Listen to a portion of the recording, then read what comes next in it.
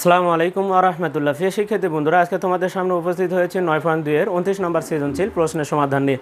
আজকে আমরা দেখব 29 নম্বর প্রশ্নের সৃজনশীল কীভাবে আমরা দ্রুত সমাধান করতে পারি। প্রথমে আসি ক নম্বর প্রশ্ন, এসি এর পরিমাণ নির্ণয় করো বা এসি এর দৈর্ঘ্য নির্ণয় করো।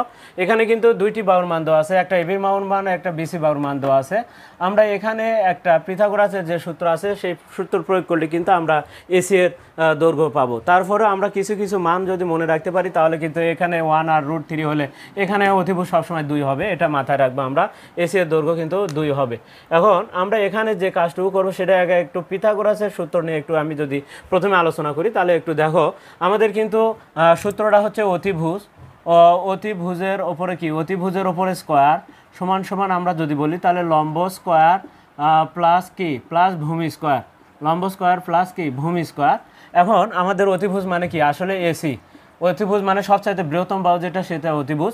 আমরা কিন্তু এটাকে আমরা লম্বও বলতে পারি, আবার বিপরীত বাহু বলতে পারি, ভূমিকে আমরা সন্নিহিত বাহু বলতে পারি। এখন এসি স্কোয়ার সমান সমান কী লেখা যাবে, এবি স্কোয়ার প্লাস কি, বিসি স্কোয়ার আমরা লিখলাম। এটার থেকে আমরা কিন্তু বাকি সূত্রগুলো, এখন কথা হলো যে আমার তো আসলে এখানে দেখো এসি স্কোয়ারের মান কিন্তু চায় নাই, এসি স্কোয়ার আছে। তাহলে এসি সমান কি লেখা যায়, তাহলে √ বলে কি, √ এবি স্কোয়ার প্লাস কি, বিসি স্কোয়ার। তার মানে যখন আমরা বড় বাহুটা কিন্তু একাই এক পাশে থাকে আর বাকি দুইটা কিন্তু দেখো এক পাশে থাকে, তাহলে এবি আর বিসি কিন্তু ডান পাশে আছে। আর এসির উপর স্কোয়ার করলে যে মান পাওয়া যাবে, অর্থাৎ এই দুই বাহুর উপর স্কোয়ার করে যে মানটা পাওয়া যাবে আর সমান হবে। এই কারণে কিন্তু মাঝখানে সমান চিহ্নটি ব্যবহার করা আছে। তো এসি সমান সমান কী হবে, বলে AB square plus BC square. প্রিয় শিক্ষার্থীরা, এটা আমরা দেখে নিলাম। তাহলে আমাদের কিন্তু এসির মান বের করতে বলছে, তাহলে কিন্তু সেই ক্ষেত্রে আমরা এসি সমান সরাসরি √ দিয়ে AB square plus BC square লিখতে পারবো। এখন আসি, যদি আমরা একটু সূত্রটাকে যদি অন্য কোনো বাহুর মান বের করতে বলে সেই ক্ষেত্রে আমরা কিভাবে করব এখন একটু দেখে নিই। তাহলে এই অপর পাশে কি ছিল, ডান পাশে ছিল আমার এবি স্কোয়ার প্লাস কি ছিল, বিসি স্কোয়ার সমান সমান কি, এসি স্কোয়ার ছিল। আমরা যদি লিখি এটাকে একটু ঘুরে লিখলাম, বাম সাইডেরটা ডানে আর ডান সাইডেরটা আমরা একটু বামে লিখলাম। এখন কথা হলো যে যদি আমাদের এই ক্ষেত্রে যদি অন্য কোনো বাহুর মান বের করতে বলে তাহলে একটু দেখে নিই। এবি স্কোয়ারের ধরো এবির মানটা নাই, এবার এটাতে আছে এবির মানটা নেই, তোমাকে এবির মানটা বের করতে বলা হলো। তখন আমরা এবির মান সমান কী হবে, তাহলে এবি স্কোয়ার বামে থাকবে, তাহলে বিসি স্কোয়ারটা অপোজিট পাশে যাবে এবং যা বিসি, তাহলে এসি স্কোয়ার আগে হবে। আর বিসি স্কোয়ারের চিহ্ন কি আছে দেখো তো, বাম পাশে প্লাস, তাহলে অপোজিট পাশে গেলে কি হবে, মাইনাস হবে, তার মানে বিসি স্কোয়ার। প্রিয় শিক্ষার্থীরা, আবার যদি এটা, তাহলে এটার থেকে আমরা কিন্তু এটা পেলাম। আবার এটার থেকে যদি আমি আরেকটা বের করি, এবার ধরো বিসির মান বের করতে বলছে, এটার মানও দেওয়া নাই, এবার এটা দেওয়া আছে, এটার মান ফাঁকা, তার মানে বিসি এর মান বের করতে হবে। তাহলে এখান থেকে এবার বিসিকে আমরা তাহলে বামে রাখলাম, তাহলে বিসিকে রাখলাম, তাহলে কি হবে, বলে এবি স্কোয়ারটা অপোজিট পাশে যাবে, তাহলে কি হবে, AC square minus AB square. এখান থেকে আমরা এখন কথা হলো যেহেতু এবি স্কোয়ারের মান বের করবো না, তাহলে সেই ক্ষেত্রে কি, বিসির মান যদি বের করি তাহলে √ এখন প্রিয় শিক্ষার্থী, এখান থেকে আমরা একটা সিদ্ধান্ত পেলাম। কি সিদ্ধান্ত, যে যদি এই বড় বাহু ছাড়াই এই দুইটি বাহুর যে কোনো একটি বাহুর মান বের করতে হয় তাহলে এই বড় বাহু থেকে অপর বাহুটা মাইনাস হবে। আর যদি এই বড় বাহুর মান বের করতে বলে তাহলে সেই ক্ষেত্রে কিন্তু যোগ হবে। তাহলে এখান থেকে আমরা একটু দেখে নিলাম। আবার এবি সমান কি হবে, তাহলে এখানে √ হবে, তাহলে অতএব এবি সমান আবার কি হচ্ছে, এবি সমান সমান √ এসি স্কোয়ারের থেকে বিসি স্কোয়ারটা বিয়োগ হবে। আমরা তাহলে এটা একটু শর্টকাটগুলো দেখে নিলাম। আমরা কিন্তু অত বিস্তারিত কিছুই লিখবো না, আমাদের সূত্রগুলো আসলে মাথায় থাকবে। যাই হোক, এখন আমরা যদি দেখি তাহলে এখানে আছে আমাদের 1 আর এখানে দেওয়া আছে আমাদের √3 আর এখানে আমাদের এসির মান ফাঁকা আছে। তাহলে প্রিয় শিক্ষার্থীরা, আমরা তাহলে প্রথমে লিখবো ক নম্বর 29-এর ক লিখে আমরা যে কথাটি লিখবো সেটা হচ্ছে দেওয়া আছে বা চিত্র হতে পায় লিখলে হবে। চিত্র হতে পায় কি পাচ্ছি দেখো তো, এবি সমান সমান আমার আছে হচ্ছে 1 আর বিসি সমান সমান এবং বিসি সমান সমান কত, √3। প্রিয় শিক্ষার্থীরা, যেহেতু এবার আমরা এসির মান বের করব তাহলে সরাসরি আমরা লিখতে পারি ত্রিভুজ এ বি সি সমকোণী ত্রিভুজের ক্ষেত্রে সমকোণী ত্রিভুজ হতে পায় বা সমকোণী ত্রিভুজের ক্ষেত্রে পিথাগোরাসের উপপাদ্য হতে পায়। সমকোণী ত্রিভুজের ক্ষেত্রে পিথাগোরাসের উপপাদ্য হতে পায়, এটা লিখলে আরো ভালো, উপপাদ্য হতে পায়। তাহলে পিথাগোরাসের উপপাদ্য হতে পারে কি, আমাদের দেখো এসি ফাঁকা, তাহলে এসি লিখলাম সরাসরি কি, এসির ওপর স্কোয়ার ছিল, স্কোয়ার দিই নাই, তাহলে রুট আবার দিয়ে দিলাম, তাহলে কি এটা সবচাইতে বড় বাহু, তাহলে বাকি দুই বাহুর উপর স্কোয়ার হবে এবং যোগ হবে, এবি স্কোয়ার প্লাস কি বিসি স্কোয়ার, এটাই একবারই লেখা যাবে, এটা কিন্তু আমাদের আর দুইবার ইয়েভাবে লেখার প্রয়োজন নেই।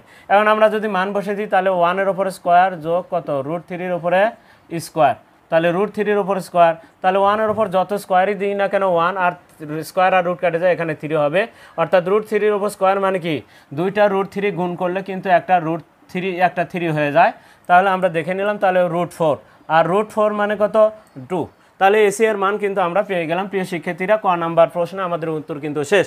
তাহলে ক নাম্বার প্রশ্নে যেহেতু উত্তর শেষ, তাহলে এখানে আমরা কত পেলাম 2 বসে দিলাম। এখন আমরা ক নাম্বার প্রশ্নটা আমরা দেখে নিলাম। এবার খ নাম্বার প্রশ্নে যদি যাই তাহলে আমরা এখন খ নাম্বার এখানে 29-এর খ নাম্বার দিলাম, 29-এর খ নাম্বার দেওয়ার পরে এখন আমরা চিত্র হতে পাই এই দুইটা, আবার কি এসি সমান এবং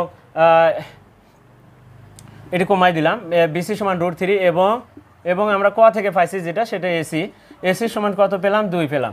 এখন প্রিয় শিক্ষার্থীরা, এখন ট্যানের সাথে আমাদের কি অক্ষর আছে, এ অক্ষর আছে, এবং ট্যানের সাথে কি অক্ষর আছে বলে একটা সি অক্ষর আছে, তাহলে tan A plus tan C এর মান নির্ণয় করতে হবে। এখন আসি আমরা এই যে চিত্র হতে, এখন ট্যানের যে আমরা আগে বের করে নিতে পারি বা মান নির্ণয় লিখে একবারই লিখি, তাহলে আমরা মান নির্ণয় লিখলাম, যেহেতু প্রশ্নে মান নির্ণয়ের কথা বলা আছে আমি মান নির্ণয় লিখলাম, কি আছে বলে ট্যান এ প্লাস কি ট্যান সি, ট্যানের বাংলা যেটাকে বলি আমরা লম্ব ভাগ ভূমি বা বিপরীত বাহু ভাগ সন্নিহিত বাহু, তাহলে বিপরীত। এখন কথা হলো যে ট্যান এ কে কোণ ধরতে হবে, ট্যানের সাথে যে অক্ষরটি থাকবে সেটাকে কোণ ধরতে হবে, তাহলে আমরা জানি যে ট্যান এটাকে কোণ ধরলে তবে ট্যানের বাংলা হচ্ছে বিপরীত ভাগ সন্নিহিত বা লম্ব ভাগ ভূমি বা বিপরীত ভাগ সন্নিহিত আমরা যদি বলি, তাহলে এটা আমাদের কি বাহু, এটাকে বিপরীত বাহু, আর এটা হচ্ছে আমাদের সন্নিহিত বাহু, এটা অতিভুজ। তাহলে ট্যান এ কে কোণ ধরে কিন্তু এটাকে কোণ ধরতে বলছে, তাহলে বিপরীত ভাগ সন্নিহিত, তাহলে বিসি ভাগ কি হচ্ছে, তাহলে আমরা যদি লিখি তাহলে হচ্ছে বিসি ভাগ এবি যোগ, এবার ট্যান সি কে কোণ ধরতে বলছে, ট্যানের বাংলা কিন্তু বিপরীত ভাগ সন্নিহিত, এবার কিন্তু চেঞ্জ হয়ে যাবে কোন সির কাছে, তাহলে এটা আর বিপরীত বাহু থাকিচ্ছে না, এটা বিপরীত বাহু আর থাকিচ্ছে না, অর্থাৎ লম্ব থাকিচ্ছে না, এবার লম্বটা হবে আমাদের এবি, তাহলে অর্থাৎ লম্ব বা বিপরীত বাহুটা হবে কি আমাদের বিপরীত বাহু হবে এবি এবং সন্নিহিত বাহু হবে বিসি। এবার যেহেতু সি কে কোণ ধরা আছে, দেখো ট্যানের সাথে সি অক্ষর, তাহলে সি কে কোণ ধরো, এটা বিপরীত বাহু এটা সন্নিহিত বাহু, তাহলে এবি ভাগ কি বিসি। এখন যদি আমরা মান বসে দিই, দেখো বিসির মান হচ্ছে √3 ভাগ কি এবি মানে 1 প্লাস এখানে এবির মান কত, এবির মান 1 ভাগ বিসির মান কত √3, তাহলে নিচের 1 কিন্তু মূল্য নেই, না লিখলে হবে। এখন √3 লসাগু 1 আর √3 লসাগু √3 কিন্তু, তাহলে যেহেতু এখানে কিন্তু 1 লেখার প্রয়োজন নেই, আমি আরেকটা লাইন দরকার হলে লিখি, এখানে 1 লেখার প্রয়োজন নেই, তাহলে √3 প্লাস কি 1 ভাগ √3 লসাগু কি হবে √3 যদি লসাগু হয়, তাহলে যেহেতু হর নাই, তাহলে √3 দ্বারা √3 কে গুণ করলে √3 গুণ করলে কিন্তু একটা 3 হয়ে যায়, তাহলে আমরা দেখি দুটা √3 মিলে একটা 3 হবে, প্লাস এটা আর এটা গুণ করলে কিন্তু তাহলে কেটে যায়, এটা কেটে যায়, ওপরে 1, তাহলে কি হলো প্রিয় শিক্ষার্থীরা, ওপরে হচ্ছে দেখো হর আর লসাগু যদি কেটে যায় অর্থাৎ সেম হয়, তাহলে ওপরে লব যা আছে তাই লিখতে হয়, তাহলে এটা কেটে যাওয়ার পরে 1 হলো, তাহলে কত প্রিয় শিক্ষার্থী আমরা পেয়ে গেলাম 4/√3, এটাই আমাদের তাহলে খ নাম্বার প্রশ্নের উত্তর। এখন যদি আসি এবার আমাদের গ নাম্বার প্রশ্ন, এখন গ নাম্বার প্রশ্নে কিন্তু একবার দেখো আমরা যে কোনো একটা ত্রিকোণমিতিক অনুপাত নিয়ে আমরা করতে পারি, যেহেতু এখানে একটা দেখতে পাচ্ছি ট্যান দিয়ে করা আছে, ট্যানের ক্ষেত্রে বিসি ভাগ এবি লেখা আছে, ট্যানের ক্ষেত্রে আমাদের এটা লেখা আছে, তাহলে আমরা ট্যান দিয়েও করতে পারি, আবার যদি কও যে না আমি সাইন দিয়ে করবো, তাহলে সাইন দিয়েও করতে পারো গ নাম্বার প্রশ্নের উত্তরটি। তাহলে আমরা গ নাম্বার প্রশ্নটার উত্তরটা দেখব। তাহলে গ নাম্বার প্রশ্নটা দিয়ে লিখেছি, এখন গ নাম্বার প্রশ্ন দিলাম 29-এর গ দিয়ে, এখন কি মান আছে বলে এবি সমান 1 আছে, কমা বিসি সমান কি আছে √3 আছে, এবং এসি সমান কি আছে 2 আছে। আমরা এই মানগুলো দিয়ে এখন আমরা দেখি এখন এক্স প্লাস ওয়াইয়ের কাজগুলো আমরা একটু করব। অর্থাৎ আমরা সাইন দিয়েও করতে পারি, ট্যান দিয়েও করতে পারি। সাইন দিয়ে করলে কি হবে, দেখো আমরা সাইন দিয়ে যদি করি তাহলে সাইনের সাথে একবার এ কোণ ধরবো, অর্থাৎ এক্স প্লাস ওয়াই কোণ ধরবো। আবার যেহেতু এখানে এক্স আর ওয়াইয়ের মান কিন্তু নির্ণয় করতে বলছে, তাহলে আমাদের কিন্তু এক্স প্লাস ওয়াই ধরতে হবে, আরেকবার এক্স মাইনাস ওয়াই ধরতে হবে। তাহলে এখন আমরা যদি সাইনের সাথে ধরি তাও হবে, কিন্তু যেহেতু সাইনের মান সবারই মুখস্থ থাকে সেই জন্য আমি সাইন নিয়েই কাজটা করলাম। সাইনের সাথে এবার কি কোণ, এক্স প্লাস ওয়াই, তাহলে সাইনের সাথে কি কোণ, এক্স প্লাস ওয়াই কোণ দিলাম। সাইনের সাথে পরে যে অক্ষরটি লেখা হয় সেটা কিন্তু কোণ নির্দেশ করে। তাহলে সাইনের বাংলা অনুযায়ী বলা হচ্ছে কি, লম্ব ভাগ অতিভুজ, বা যারা পড়ছি আমরা বিপরীত ভাগ অতিভুজ। সাইনের বাংলা তাহলে বিপরীত, এটা কোণ যদি এটা হয় তাহলে এটা কিন্তু বিপরীত বাহু বলেছি, আর এটা অতিভুজ। তাহলে সাইনের বাংলা বিসি ভাগ এসি, সাইনের বাংলা তাহলে এখানে হবে বিসি ভাগ এসি। এখন যদি আমরা মান বসাই তাহলে কি হবে, অতএব সাইন দিয়ে আগে বের করেছি, বা এখন লিখলাম, এখন লিখলেও হবে। এখন সাইন প্লাস ওয়াই, তাহলে কোন এক্স প্লাস ওয়াই ধরলে তাহলে বিসি ভাগ এসি হয়। সাইন এক্স প্লাস ওয়াই সমান সমান বিসির মান কত, বিসির মান দেখো √3 ভাগ √3, এসির মান হচ্ছে √3 ভাগ 2। এখন আমরা পেলাম। তাহলে এখন আসি সাইন, আমরা এটা আসলে সাইনের যদি মান মুখস্থ না থাকে আমরা একটি কাজ করব, সেই কাজটুকু কি, যে আমাদের মুখস্থ নেই মানটা, যেহেতু মুখস্থ নেই তখন আমরা একটা কাজ করব। কি কাজ করব, প্রথমে আমরা √3-কে 2 দ্বারা একটু ভাগ করব। অর্থাৎ আমি যদি √3-কে যদি ভাগ 2 দিই তাহলে কত আসে দেখতে পাচ্ছি।